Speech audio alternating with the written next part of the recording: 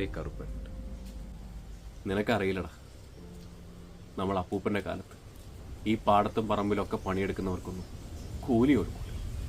അവരെ കൊണ്ട് എല്ലും മുറി പണിയെടുപ്പിക്കും, തിന്നാനൊന്നും കൊടുക്കും. ചൂഷണമല്ല.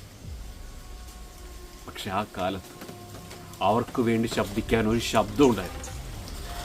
അതാണ് കറുപ്പൻ. എനിക്കറിയാൻ തമ്പുരാനെ,